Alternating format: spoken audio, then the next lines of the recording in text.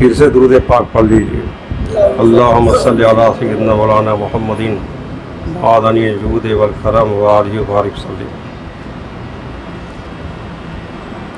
हमने खुतबे में एक आयत पढ़ी।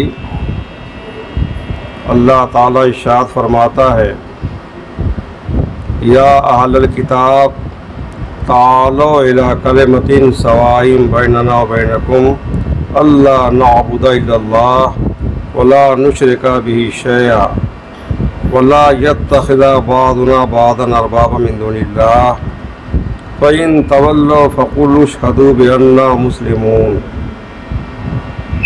ऐ अहले किताब, ए किताबियों, ऐसे कलमे की तरफ आओ जो हम में और तुम में मुश्तरक है, यकसा है।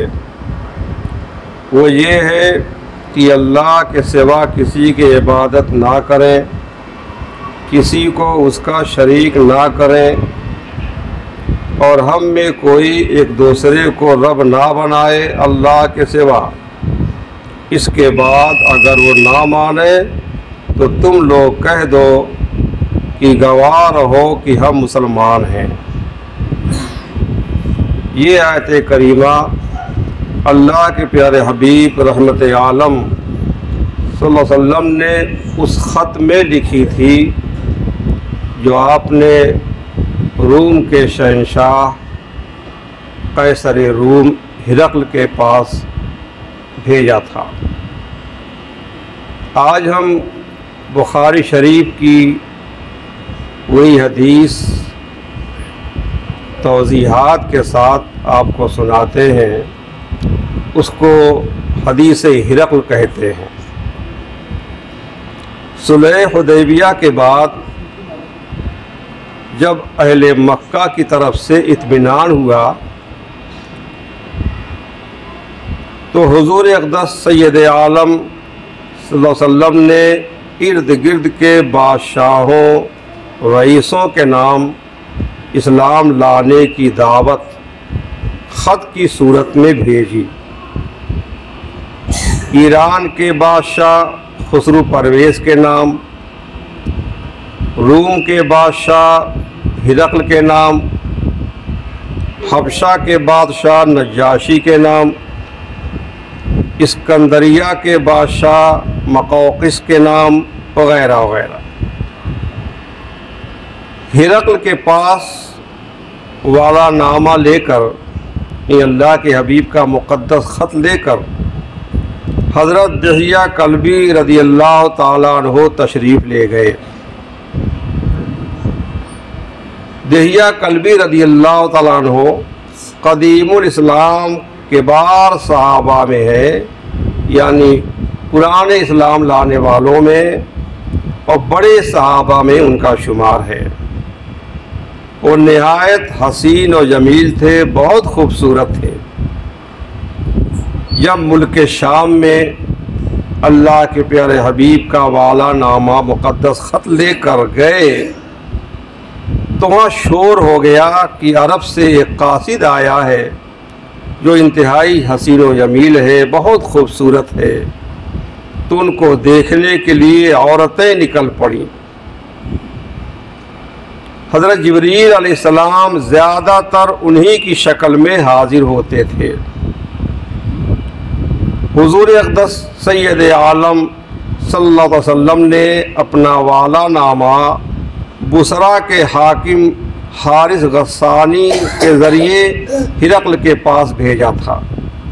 यानी पहले बुसरा के हाकिम के पास भेजा ताकि बुसरा का हाकिम जो हारिस गस्सानी है वो कैसर रूम हिरक़ल के पास वो ख़त भेज दे।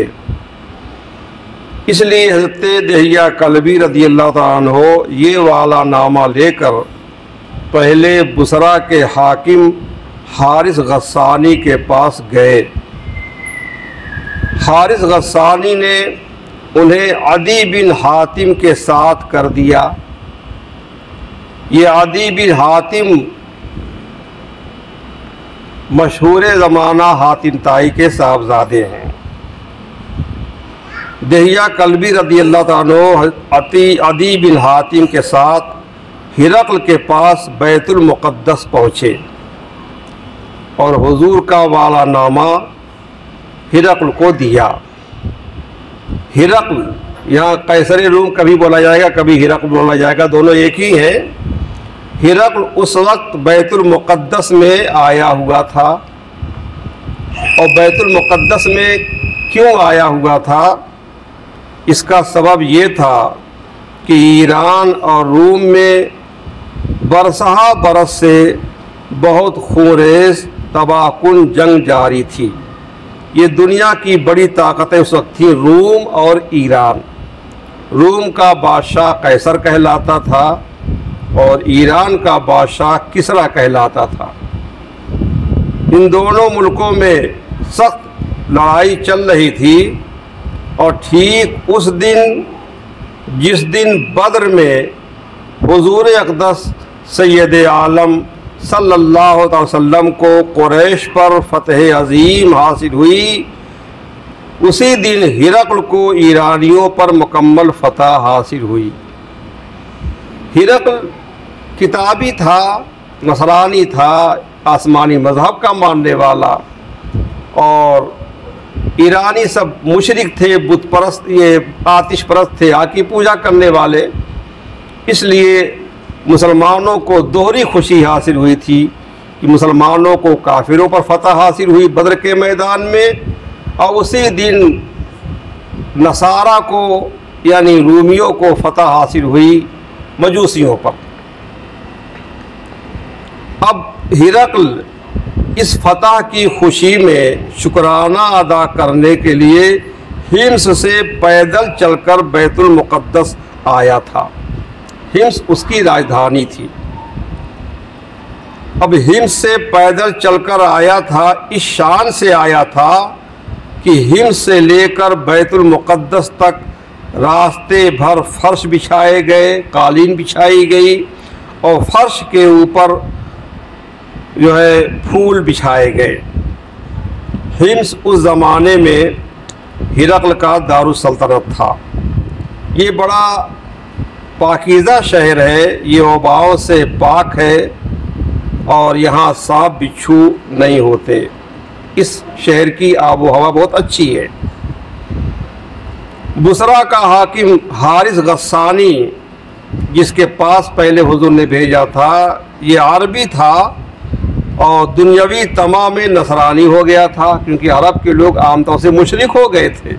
ये दुनियावी लालच में नसरानी हो गया था, ईसाई हो गया था। और आदि बिन हातिम, जिनके साथ जो है हारिस गस्सानी ने दहिया कलबी को बैतुल मुक़द्दस भेजा था, तो आदि बिन हातिम भी उस वक्त अभी नसरानी थे। फतेह मक्का के बाद ईमान से मुशर्रफ हुए, मुसलमान हुए। और हिरकल जो कैसर रूम है वो तो नसरानी था ही।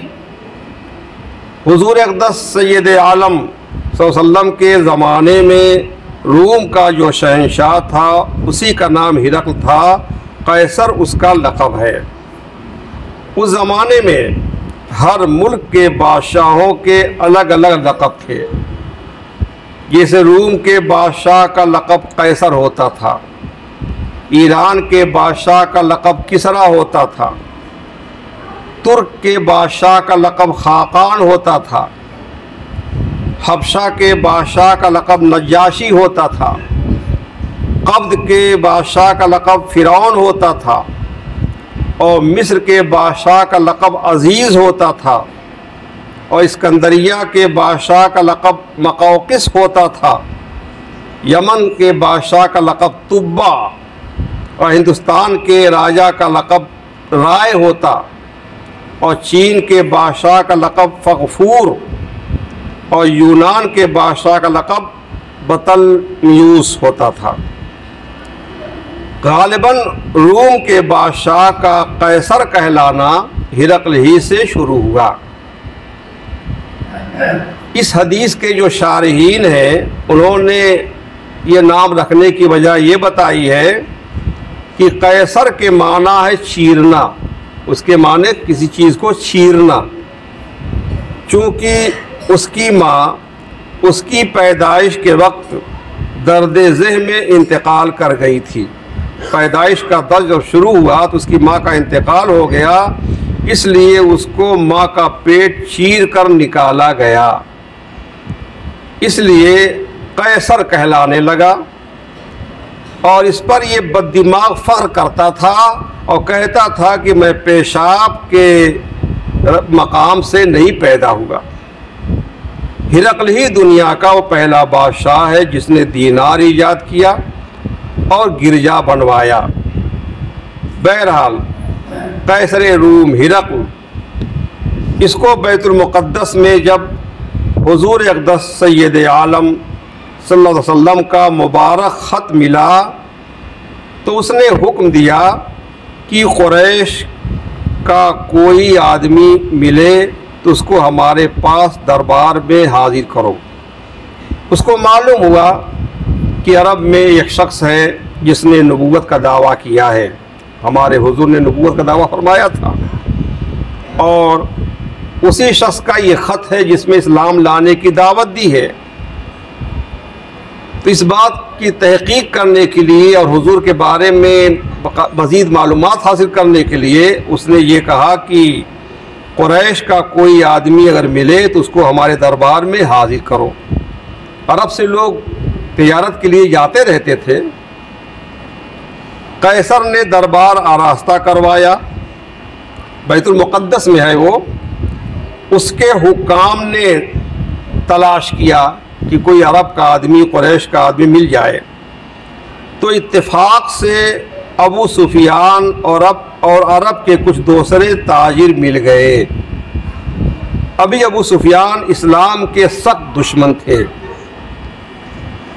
तो अबू सुफियान और अरब के कुछ लोग मुल्क शाम में तिजारत की गरज से आए थे। अबू सुफियान के साथ काफिले में 30 अफराद थे।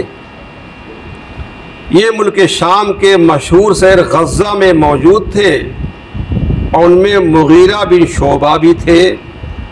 इन सब को वहाँ से लाकर बैतुल मुक़द्दस में कैसर के दरबार में हाजिर किया गया। कैसर हिरकल ने बड़े तंतराक के साथ दरबार मुनक़िद किया और शाही ताज पहनकर बैठा और तख्ते शाही के गिर्द सल्तनत के अरकान, बतारिका, उलमा और राहिब वगैरह सब बांध कर खड़े हो गए। इसी हालत में अरब के ताजिरों का गिरोह अबू सुफियान वगैरह ये सब दरबार में हाजिर किए गए और शाही महल के तमाम दरवाजे बंद कर दिए गए ताकि कोई भाग ना सके, बाहर ना जा सके। फिर हिरकल ने, कैसर रूम ने तर्जमान को बुलाया। तर्जमान वो शख्स है जो एक ज़बान का तर्जमा दूसरी ज़बान में करने पर कादिर हो। चूँकि ये जो अरब से गए थे कुरैश के लोग, अबू सुफियान वगैरह, इनकी ज़बान अरबी थी और हिरकल की ज़बान दूसरी थी। और तर्जमान वो होता है जिसको दोनों ज़बानें मालूम होती हैं, इसलिए तर्जमान की ज़रूरत पड़ी, क्योंकि हिरकल की ज़बान ये लोग ना समझते और उनकी ज़बान हिरकल नहीं समझता। तो तर्जमान को बुलाया। कैसर ने तर्जमान के ज़रिए गुफ्तगू शुरू की। सबसे पहले कैसर ने यह सवाल किया कि अरब में जिस शख्स ने नबूवत का दावा किया है, तुम लोगों में से उनका सबसे करीबी रिश्तेदार कौन है?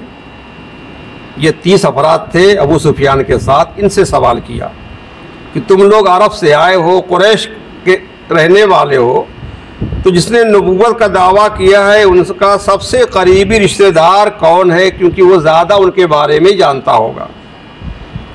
अबू सुफियान ने कहा कि मैं। और हकीकत में अबू सुफियान ही सबसे करीब थे, रिश्तेदार थे। अबू सुफियान की साहबजादी हत्ते उम्मे हबीबा हम सब की माँ है, हुजूर की बीवी है, हमारे हुजूर के दामाद हैं। तो अबू सुफियान ने कहा कि मैं सबसे ज़्यादा करीब हूँ। तो कैसर ने उनको सबसे आगे किया। उन 30 आदमियों में अबू सुफियान को आगे किया और दूसरे अरबों को उनके पीछे खड़ा किया और उन लोगों से कह दिया कि देखो, मैं अबू सुफियान से मोहम्मद अरबी के बारे में सल्लल्लाहु अलैहि वसल्लम कुछ सवाल करूँगा। अगर ये कोई गलत बात कहे तो तुम लोग इसका झूठ जाहिर कर देना, बता देना कि ये झूठ बोल रहा है। अबू सुफियान कहते हैं कि खुदा की कसम, अगर मुझको इस बात की शर्म ना होती कि मेरे साथी वापस होकर मेरे झूठ को नकल करेंगे तो मैं रसूलुल्लाह के बारे में ज़रूर झूठ बोल देता। मैं झूठा इल्ज़ाम लगाता, उनकी बुराई करता, मगर मैंने सोचा कि मैं झूठ बोलूँगा तो ये लोग पकड़ लेंगे, मुझे झूठा कहेंगे, बाद मेरा झूठ नकल करेंगे, इसलिए कोई बात हुजूर के बारे में गलत ना कह सका। वो झूठ बोलने से इतना एक मुशरिक डरता, भी मुशरिक थे वो, और झूठा कोई कहे ये कभी गवारा नहीं था कि लोग मुझे झूठा कहें। आज हम मुसलमान हो करके कितना झूठ बोलते हैं। अल्लाह ताला चंद मुसलमानों को बचाता है, उन अक्सर झूठ बोलते रहते। फिर कैसर रूम और अबू सुफियान में जो मुकालमा हुआ, बातचीत हुई, वो सुने। मैं आपको बुखारी की हदीस सुना रहा हूँ, ये उसका मफ़हूम। कैसर ने हिरकल ने पहला जो सवाल किया, अब आप सोचिए कि वो ताज पहने हुए तख्ते शाही पे बैठा हुआ है, दाएं बाएं उसके अरकान वज़रा वगैरह सब खड़े हैं, और सामने जो है दरबार, सामने जो है ये अबू सुफियान खड़े हैं, उनके पीछे जो है 30 अरब और खड़े हुए हैं। अब तर्जमान के ज़रिए से सवाल जवाब हो रहा है। तो कैसर ने जो पहला सवाल किया वो ये है कि मुद्दई नबूवत का ख़ानदान कैसा है, ये बताओ कि जिसने नबूवत का दावा किया है उसका नसब कैसा है, ख़ानदान कैसा है।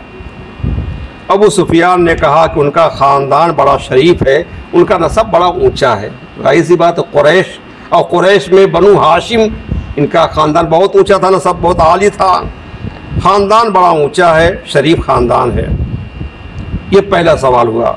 फिर कैसर ने कहा कि क्या उस ख़ानदान में उनसे पहले भी किसी ने नबूवत का दावा किया था, कि मोहम्मद अरबी ने पहली बार दावा किया, या उनसे पहले किसी ने नबूवत का दावा किया था। अबू सुफियान ने कहा नहीं, उस ख़ानदान में कभी किसी ने नबूवत का दावा नहीं किया, ये पहले शख्स हैं जिन्होंने नबी होने का दावा किया है। कैसर ने कहा क्या उनके बाप दादाओं में कोई बादशाह था।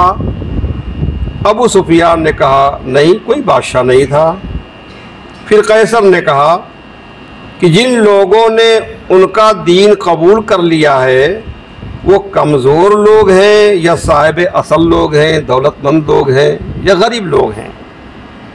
अबू सुफियान ने कहा कि बड़े कमज़ोर लोग हैं, दबे हुए लोगों ने उनका दीन कबूल किया है। कैसर ने कहा कि उनकी इत्तिबा करने वाले बढ़ रहे हैं या घटते जा रहे हैं, उनकी तादाद मानने वालों की बढ़ रही है या घट रही है। अबू सुफियान ने कहा कि दिन ब दिन बढ़ते जा रहे हैं। कैसर ने कहा क्या उनके दीन में दाखिल होकर फिर उसको नापसंद करके कोई पलट भी जाता है, उनका दीन कबूल करने के बाद फिर दीन में कोई बात नापसंद करे फिर दीन से फिर जाए, क्या ऐसा होता है। अबू सुफियान ने कहा नहीं, जो उस दीन में दाखिल हो जाता है जाहिर सी बात है कैसा ही उस पर जुल्म सितम होता था, कोई दीन छोड़ने के लिए तैयार नहीं होता था। कैसर ने कहा कि क्या नबूवत का दावा करने से पहले तुम लोग उन्हें झूठा समझते थे, तुम लोग तो उनको नबी नहीं मानते, नबूवत के दावे में उनको झूठा समझते हो, क्या इससे पहले भी कभी तुमने उनका झूठ सुना, उनको झूठा समझा। अबू सुफियान ने कहा कि नहीं, पूरे अरब के लोग उनको सादिक और अमीन कहते थे, सच्चे, इंतहाई सच्चे। कैसर ने कहा कि क्या वो कभी अहद शिकनी और वादा खिलाफी भी करते हैं, कोई वादा करें वादा खिलाफी कर जाएं। अबू सुफियान ने कहा यही एक बात जो है वो कहना चाहता है कुछ, लेकिन कह नहीं पा रहा है। अबू सुफियान ने कहा कि अभी तक तो नहीं की है, कभी वादा खिलाफी नहीं की है, लेकिन अब हमारे और उनके दरमियान जो एक नया मुआहदा हुआ है हुदैबिया में, जो सुलह हुदैबिया हुई है, मालूम नहीं इसमें वो क्या करेंगे, हो सकता है अब जो है कोई वादा खिलाफी कर जाएं। अबू सुफियान ने बाद में कहा कि मुझे इसके सिवा किसी ऐसी बात के मिलाने पर कुदरत नहीं हुई जिसमें तनकीस का पहलू हो। मैंने बहुत कोशिश की कोई ऐसी बात मिला दूं जिसमें हुजूर की कुछ तनकीस हो, तवहीर हो, लेकिन कोई बात नहीं मिल सकी। सिर्फ यही बात मैं कह सका कि अभी तक वादा शिकनी नहीं की है, लेकिन अब पता नहीं क्या करेंगे वो। कैसर ने कहा, हिरकल ने, कि क्या कभी तुम लोगों ने उनसे जंग की है, कभी तुम्हारी उनकी लड़ाई हुई है? अबू सुफियान ने कहा कि हाँ, लड़ाइयाँ कई बार हुई हैं। कैसर ने कहा, जंग का नतीजा क्या रहा, लड़ाई का नतीजा क्या रहा? अबू सुफियान ने कहा कि कभी हम जीतते हैं, कभी वो जीतते हैं। जंग बदर में मुसलमानों को फतह हुई थी और जंग उहुद में बाद मुसलमानों की शिकस्त हो गई थी। तो कभी वो जीतते हैं, कभी हम जीतते हैं। कैसर ने कहा कि अच्छा, उनकी तालीमात क्या हैं, वो तुम्हें किन बातों का हुक्म देते हैं? अबू सुफियान ने कहा कि वो कहते हैं कि सिर्फ एक खुदा की इबादत करो, किसी और को उसका शरीक ना ठहराओ, बुतों की पूजा छोड़ दो, नमाज पढ़ो, सच बोलो, पाक दामनी इख्तियार करो, रिश्तेदारों के साथ नेक सलूक करो। ये इब्तिदाई अहकाम थे। अबू सुफियान ने हिरकल के दरबार में इसको बयान किया। अब इसी में देखें, हम लोग सिर्फ पहले पर तो अमल कर लेते हैं, सिर्फ एक खुदा की इबादत करते हैं, हम अल्लाह के साथ किसी को शरीक नहीं ठहराते। अल्लाह हमेशा हमें तौहीद पर कायम रखे। अलबत्ता दूसरा हुक्म क्या है? नमाज पढ़ो, ये पैगंबर हुक्म देते हैं। हमारी नमाजों का क्या हाल है हम खूब जानते हैं। सच बोलो, ये हुजूर का तीसरा हुक्म है। हम कितना सच बोलते हैं वो हम ही जानते हैं। पाक दामनी इख्तियार करो, कितने लोग पाक दामन हैं, ख़ास तौर से निगाहों की हिफाजत करते हैं, अल्लाह ही बेहतर जानता है। और रिश्तेदारों के साथ नेक सलूक करो। रिश्तेदारों के हुकूक ही हम सब नहीं जानते, माँ बाप की क्या हुकूक हैं, औलाद के क्या हुकूक हैं, भाई बहन की क्या हुकूक है, अदा क्या करेंगे। ये सब सवाल जवाब हुआ। इस सवाल जवाब के बाद हिरकल ने कहा कि मैंने तुमसे उनका ख़ानदान पूछा, उनका नसब पूछा, तो तुमने बताया कि उनका नसब बड़ा आली है, बड़ा ऊंचा है, ख़ानदान शरीफ है। तो सुनो, तमाम पैगंबरों का यही हाल होता है। पैगंबर हमेशा अच्छे ख़ानदानों में ही पैदा होते हैं।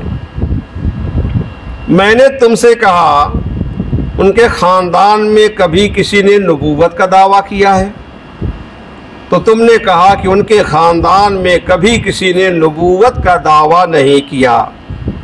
तो सुनो, अगर ऐसा होता, किसी ने नबूवत का दावा किया होता, तो मैं कह देता कि ये शख्स औरों की नकल कर रहा है, उनकी देखी देखा ये भी दावा कर रहा है नबूवत का।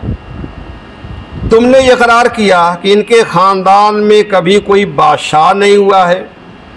अगर ये बात होती तो मैं समझ लेता कि ये शख्स अपने बाप दादों की बादशाही का तलबगार है, बादशाह बनना चाहता है। तुम मानते हो कि नबूवत का दावा करने से पहले वो कभी झूठ नहीं बोले, तो जो शख्स इंसानों से झूठ नहीं बोलता, भला वो खुदा पर क्यों कर झूठ बांध सकता है। वो ये दावा करते कि अल्लाह ने मुझे रसूल बनाकर भेजा है। अगर वो नबी नहीं है तो ये खुदा पर झूठ बांधना होगा। तो जो इंसानों से कभी झूठ नहीं बोल सकता, तो भला वो खुदा पर क्यों कर झूठ बांध सकता है। तुम कहते हो कि कमज़ोर लोगों ने उनका दीन कबूल किया है, तो सुन लो, हमेशा शुरू में पैगंबरों के मुत्तबईन मुफलिस और कमज़ोर लोग ही होते हैं, फिर बाद में सब लोग जो है ईमान लाते हैं।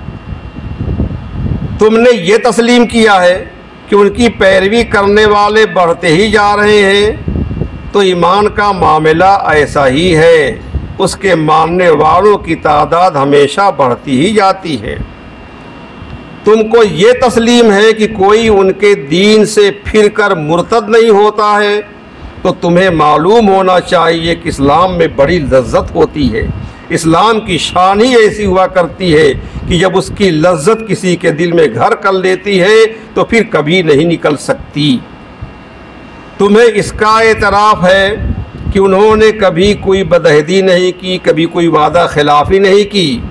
तो रसूलों का यही हाल होता है कि वो कभी भी दगा फरेब का काम नहीं करते, कभी धोखा नहीं देते, वादा खिलाफ़ी नहीं करते। तुमने हमें बताया कि वो एक खुदा की इबादत का हुक्म देते हैं, शिर्क से बचने की ताकीद करते हैं, बुत परस्ती तर्क करने का हुक्म देते हैं, पाक दामनी का हुक्म देते हैं, सिले रहमी का हुक्म देते हैं। तो रसूलों की तालीमात ऐसी ही होती हैं। रसूल इन्हीं बातों का हुक्म देने के लिए दुनिया में आते हैं। तो सुन लो, तुमने जो कुछ कहा है, अगर ये सही है तो बहुत जल्द वो इस जगह के मालिक हो जाएंगे जहाँ इस वक्त मेरे कदम है। और मैं जानता था कि एक रसूल का ज़हूर होने वाला है, आखिरी नबी मबूस होने वाला है, मगर मेरा ये गुमान न था कि वो रसूल तुम अरबों में से होगा। अगर मैं जान लेता कि मैं उनकी बारगाह में पहुंच सकूंगा तो मैं तकलीफ़ उठाकर वहां तक पहुंचता, और अगर मैं उनके पास होता तो मैं उनके पांव धोता। इसके बाद कैसर ने हुक्म दिया कि रसूलुल्लाह का ख़त वसल्लम पढ़कर सुनाया जाए जो हुजूर ने ख़त भेजा था। अब मुबारक ख़त की इबारत ये थी, जो हुजूर ने ख़त लिखा था वो ख़त भी सुने। बिस्मिल्लाहिर्रहमानिर्रहीम मिन मुहम्मदिन अब्दिल्लाहि व रसूलिही इला हिरक़ल अज़ीमी रूम। जब मीर मुंशी ने वाला नामा पढ़ना शुरू किया, हुजूर का ख़त पढ़ना शुरू किया और इतना पढ़ा, बिस्मिल्लाहिर्रहमानिर्रहीम, अल्लाह के नाम से शुरू करता हूँ जो नहायत मेहरबान रहम वाला है, मिन मुहम्मदिन अब्दिल्लाहि व रसूलिही, मोहम्मद की तरफ से ये ख़त है सल्लल्लाहु अलैहि वसल्लम, जो अल्लाह के बंदे और अल्लाह के रसूल हैं, इला हिरक़ल अज़ीम रूम, रूम के शहंशाह हिरक़ल की तरफ ये ख़त है। इतना ही पढ़ा था तो हिरक़ल के भाई ने गुस्से में आकर वाला नामा मीर मुंशी के हाथ से छीन लिया। हिरक़ल ने पूछा, ये तुमने क्या किया, ख़त क्यों छीन लिया? उसके भाई ने कहा कि उन्होंने अपने नाम से ख़त की इब्तिदा की है, अपने नाम से ख़त शुरू किया है और आपका नाम बाद में लिखा और आपको अज़ीम रूम लिखा, रूम का बादशाह, मालिक रूम नहीं लिखा, रूम का मालिक। इससे मालूम होता है कि ये शख्स अपने को बड़ा समझता है और आपको हक़ीर व ज़लील जानता है। हिरक़ल ने अपने भाई से कहा, तुम कम अक्ल हो, क्या तुम ये चाहते हो कि इस ख़त के मज़मून पर वाकिफ़ होने से पहले ही इसको फेंक दिया जाए? अरे पूरा ख़त पढ़ लेने दो, देखो ख़त का मज़मून क्या है, उसमें क्या लिखा हुआ है। और तुम्हारा ये कहना कि उन्होंने अपना नाम पहले लिखा, मेरा नाम बाद में लिखा, तो अगर वो अल्लाह के रसूल हैं तो उनको ज़रूर अपने नाम से शुरू करना चाहिए और अपने नाम को मेरे नाम से पहले लिखना चाहिए। और ये जो कहते हो कि मुझे अज़ीम रूम लिखा, रूम का बादशाह, मालिक रूम नहीं लिखा, तो ये बिल्कुल सही लिखा है। मैं अज़ीम रूम हूँ, मैं मालिक रूम नहीं हूँ, क्योंकि रूम का मालिक बल्कि सारी कायनात का मालिक सिर्फ अल्लाह ताला है। फिर पूरा ख़त पढ़ा गया, बिस्मिल्लाहिर्रहमानिर्रहीम मिन मुहम्मदिन अब्दिल्लाहि व रसूलिही इला हिरक़ल अज़ीम रूम सलामुन अला मन इत्तबअल हुदा अम्मा बाद फ़इन्नी अदऊका बिदिआयतिल इस्लाम अस्लिम तस्लिम युतिकल्लाहु अजरका मर्रतैन फ़इन तवल्लैता फ़इन्ना अलैका इस्मल यरीसीन व या अहलल किताब तालौ इला कलिमतिन सवाइन बैनना व बैनकुम अल्ला नअबुद इल्लल्लाह व ला नुशरिका बिही शैआ व ला यत्तखिज़ा बादुना बादन अरबाबा मिन दुनिल्लाह फ़इन तवल्लौ फ़क़ूलू अशहदु बिअन्ना मुस्लिमून। अल्लाह के नाम से शुरू करता हूँ जो नहायत मेहरबान रहम वाला है। ये दावतनामा अल्लाह के बंदे और उसके रसूल मोहम्मद की तरफ से सल्लम रूम के शहंशाह हिरक़ल के पास भेजा जाता है। जो हिदायत की इत्तिबा करे उस पर सलाम, ये तरीका हुजूर ने बता दिया। सलामुन अला मन इत्तबअल हुदा, जिसके बारे में ना मालूम हो कि मुसलमान है, ये जो गैर मुस्लिम है, मुसलमान नहीं है, सलाम करना है तो अस्सलाम वालेकुम मत कहो, बल्कि अस्सलामु अला मन इत्तबअल हुदा कहो, यानी जो हिदायत का इत्तिबा करे उस पर सलाम। उसके बाद फरमाते हैं कि इसके बाद मैं तुमको इस्लाम की दावत देता हूँ। अल्लाह के हबीब का ये ख़त है। जो हिरक़ल शहंशाह रूम है, दुनिया का सबसे बड़ा बादशाह है, मैं तुमको इस्लाम की दावत देता हूँ, मुसलमान हो जाओ, सलामत रहोगे, इस्लाम कबूल कर लो, अल्लाह तुम्हें दोगुना अजर अता फरमाएगा, क्योंकि तुम पहले से एक आसमानी किताब के मानने वाले हो, इस्लाम लाओगे, कुरान के मानने वाले भी हो जाओगे, दो पैगंबरों पर ईमान लाने की बुनियाद पर दोहरा अजर मिलेगा। और अगर तुमने रूगर्दानी की, मुँह फेरा, तो तुम पर रियाया का भी गुनाह होगा। उसके बाद आयत करीमा लिखी, उसका तर्जुमा ये है, ए किताबियों, ऐसे कलमे की तरफ आओ जो हम में और तुम में मुश्तरक है।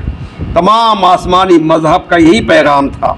जो हम में तुम में यकसा है वो ये है कि सिवाय खुदा के किसी की इबादत ना करें, किसी को उसका शरीक ना करें, और हम में कोई एक दूसरे को रब ना बनाए अल्लाह के सिवा। रब सिर्फ अल्लाह है, इंसान को कोई रब ना बना ले। उसके बाद अगर वो ना माने तो तुम लोग कह दो कि गवाह रहो कि हम मुसलमान हैं। ये ख़त दरबार में पढ़ा गया। हिरक़ल ने अबू सुफियान से जो गुफ्तगू की थी, उससे उसके दरबारियों को एहसास हो गया था कि दुनिया का सबसे अजीम शहंशाह हिरक़ल ये मोहम्मद अरबी के लिए बहुत नरम हो गया है। इसलिए वो इंतहाई बरहम और बेजार हो गए थे। अब ये ख़त सुना। फिर जब कैसर ने उन लोगों से ये कह दिया, ए रूम की जमात, अगर तुम अपनी फलाह और अपनी बादशाही की बका चाहते हो तो इस नबी की बैयत कर लो, इस पर ईमान ले आओ। बस इतना कहना था कि दरबारियों में इस कदर नाराज़गी और बेजारी फैली कि वो जंगली गधों की तरह बिदक बिदक कर दरबार से दरवाज़ों की तरफ भागने लगे। दरवाजे सब बंद थे, इसलिए कोई बाहर नहीं जा सकता था। जब हिरक़ल ने अपने दरबारियों की नफ़रत का ये मंज़र देखा तो वो उन लोगों के ईमान लाने से मायूस हो गया। उसने फ़ौरन अंदाज़ बदल दिया। अब तक ऐसा लहजा था, लगता था इस्लाम कबूल कर लेगा। अब देखा कि हुकूमत हाथ से निकल जाएगी, लोग दुश्मन हो जाएंगे, तो फ़ौरन बदल गया। उसने कहा कि सबको वापस बुलाओ। जब सब आ गए तो हिरक़ल ने कहा कि अभी अभी मैंने तुम्हारे सामने जो कुछ कहा उससे मेरा मकसद ये नहीं था। मेरा मकसद तुम्हारे दीन की पुख्तगी का इम्तिहान लेना था कि तुम लोग अपने दीन में कितने मजबूत हो, क्या अपना दीन छोड़ सकते हो। तो मैंने देख लिया कि तुम लोग अपने दीन में बहुत पक्के हो। बस इतना सुनना था कि सब राज़ी हो गए। तमाम दरबारियों ने कैसर के सामने सजदा किया, सब सजदे में गिर पड़े और अबू सुफियान वगैरह दरबार से निकाल दिए गए और दरबार बर्खास्त कर दिया गया। चलते वक्त अबू सुफियान ने अपने साथियों से कहा कि अब यकीनन अबू कब्शा के बेटे यानी मोहम्मद का मामला बहुत बढ़ गया है। देख लो, रूमियों का बादशाह उनसे डर रहा है। अबू सुफियान कहते हैं कि उस वक्त से मुझे इस बात का यकीन रहा कि हुजूर बहुत जल्द गालिब होंगे, यहाँ तक कि अल्लाह ताला ने मेरे दिल में भी इस्लाम दाखिल फरमा दिया, हालांकि मैं उससे पहले इस्लाम को सख्त नापसंद करता था।